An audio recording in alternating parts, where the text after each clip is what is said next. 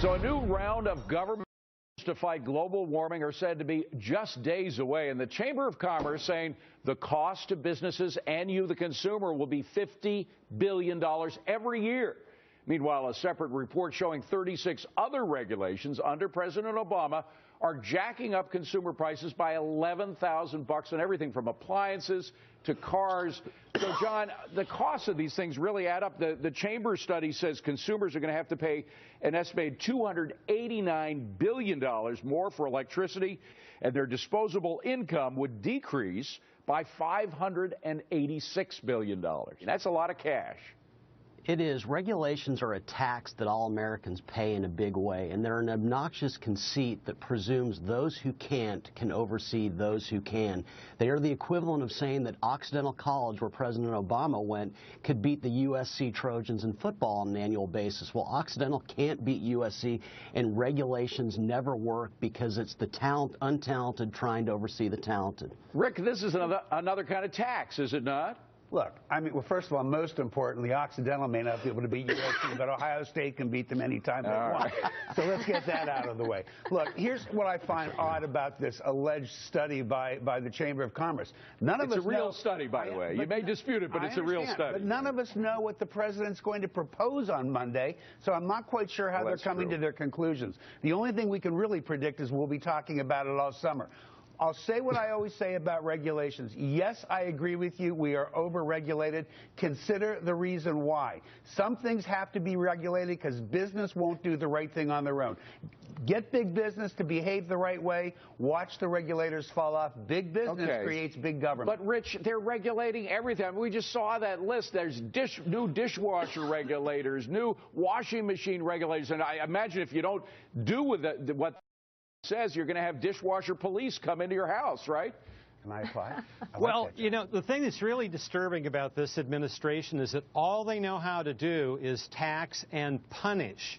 They don't know anything about creating incentives to increase goods and services on the supply side. So if you punish the suppliers, then prices are going to have to go up because you have fewer goods and services to go around. Great entrepreneurs just kind of withdraw, you know, from competition, and it just creates this kind of morass that we're in now. Right. And for what? I mean, the cost, you wonder whether the cost is equal to the benefits. Sabrina, they say even if these EPA regulations go through, according to the Chamber, it'll reduce overall emissions by 1.8%. 1.8% for all these hundreds of billions of dollars during a period when global carbon emissions will increase by 33%. So is that a return on investment? Right, I don't think so. I think that's one of the big points here is that we have to actually consider if these regulations are helping or hurting the economy. The ballooning regulatory state is a serious problem for both American families as well as businesses.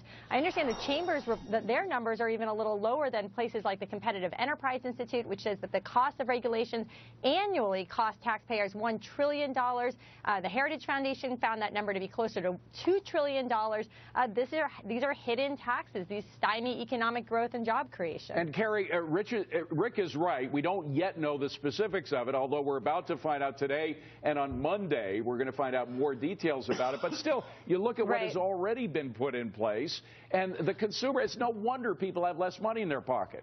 Well, and Obama has made no secret that he hates coal and he wants to destroy that industry. So we know it's going to come down the pike. And the other thing is that we know, as far as this cap and trade carbon regulation, our friends across the pond were basically our self-imposed guinea pig on this issue. They implemented a similar, from what we've heard, is going to be coming down the pike. Europeans did this cap and trade mess. They've done massive subsidies and for nothing. My colleague from the Manhattan Institute, where I used to work, it's a think tank, he found that between 2005 and 2012, the cost of electricity for consumers in Europe jacked up by 55%.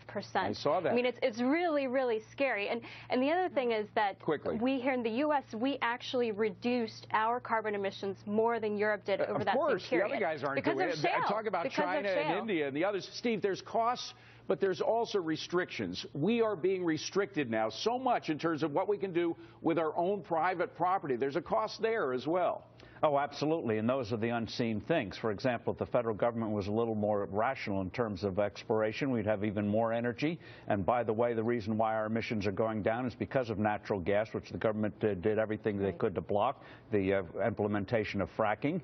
And it comes to, what was pointed out, $1.8 trillion a year. And Germany, by the way, as Carrie pointed out, has electricity costs 3 times that of the U.S. consumer. I know, and that's where we want to go? I don't think so. Guys, thank you very much. Coming up, restaurants with customers packing semi-automatic weapons. Would you take your kids there? Well, cashing in is taking aim at a battle between gun owners and business owners. But first, a new food fight over whether to toss out the government's healthy lunch program that a lot of kids are just tossing in the trash, and why this young, fit student may be proving the health push at our schools is going way too far.